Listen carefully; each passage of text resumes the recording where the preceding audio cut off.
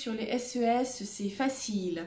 Aujourd'hui, nous allons apprendre à répondre à l'étude du document. On doit passer 1 heure à peu près sur cet exercice. Sur 4 heures, l'examen du baccalauréat. Jusqu'à l'année dernière, il fallait apprendre à présenter le document tout seul, sans question, en suivant un plan connu donc de tous les professeurs et des correcteurs. Cette année, les textes officiels n'ont pas du tout écrit quoi que ce soit à ce sujet.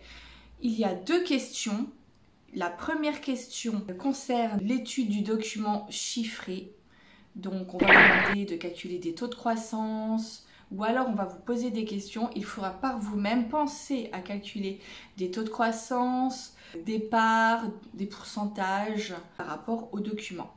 La deuxième question concerne en général vos connaissances en s'appuyant sur le document. Donc il faut citer dans les illustrations le document, mais il faut bien sûr connaître son cours. On va commencer tout de même par apprendre comment présenter un document. C'est important pour votre futur, vous l'avez déjà fait de toute façon en histoire-géographie certainement. En économie et sciences sociales, c'est un peu différent que la géographie ou histoire. On dit à peu près les mêmes choses, mais dans un ordre différent. Même si les textes officiels pour le baccalauréat n'en parlent pas, qui peut le plus, peut le moins. Ça fait toujours un bel effet de faire une petite présentation par vous-même. Comme ça, si le correcteur en voulait une, eh bien il l'a. Et si le correcteur n'en veut pas, ou il va dire pas la peine, charabia, ou je ne sais quoi. Mais au moins, vous aurez mis toutes vos chances de votre côté. Nous avons un document, un seul. Il faut le présenter d'une certaine manière. Tout d'abord, on donne la nature du document. S'agit-il d'un texte? S'agit-il d'un tableau à double entrée? S'agit-il de graphiques avec abscisse et ordonnée? Un diagramme circulaire, type camembert, des histogrammes, voilà.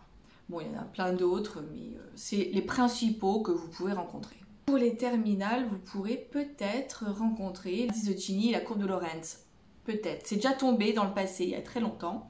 Il vaut mieux savoir comment elle fonctionne. Je ferai une autre vidéo à ce sujet. Alors, une fois que vous avez donné la nature du document, il faut donner le titre exact. Hein, pas d'à peu près, vous recopiez le titre exact avec le nom des variables, s'il y en a plusieurs. Donc, tableau à double entrée. À quoi correspondent les colonnes? En colonne, nous avons nanana.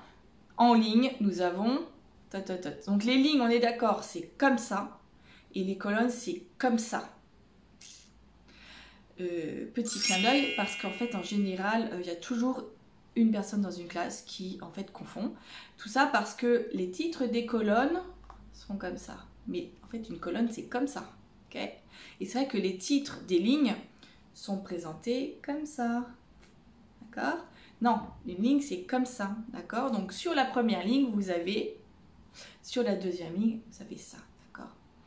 Donc il faut préciser, dans les colonnes je retrouve tel type d'information et dans des lignes je retrouve quel type d'information. Il faut donner aussi les unités. Donc les unités, pourcentage, euros, nombre, par millier, par centaine, par unité. C'est important, il ne faut pas l'oublier.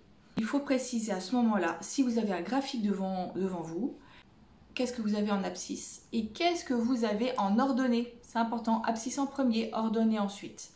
Et les unités de chacun. Pour finir, on cite la source, c'est-à-dire qui a publié ce document. Et en quelle année? À quelle date? Donc la source en général, c'est écrit en petit, source, 2 points. Beaucoup de documents viennent de l'INSEE, Banque mondiale, FMI, vous pouvez donner chiffré. Mais vous en avez d'autres, des articles de journaux par exemple. Si vous avez, il y a encore une autre petite ligne encore en dessous intitulée champ, c'est parfois pas précisé. Donc si c'est pas précisé, on ne peut pas inventer, on n'en parle pas. Si vous avez le champ, vous dites le champ est 2 points. Donc le champ c'est géographiquement et auprès de quel type de personne l'enquête a été menée. Parce que qui dit données chiffrées dit enquête statistique. Voilà. Donc vous savez certainement, j'espère, que régulièrement l'État, grâce à l'INSEE et aux mairies de chaque ville ou quartier, envoie des enquêteurs pour répondre à des questions sur la population. Hein, on appelle ça un recensement. C'est pas tous les ans, régulièrement, mais pas tous les ans. Ce type de questionnaire permet à l'INSEE d'obtenir beaucoup d'informations sur la population dans des régions et ils s'en servent ensuite pour leurs enquêtes.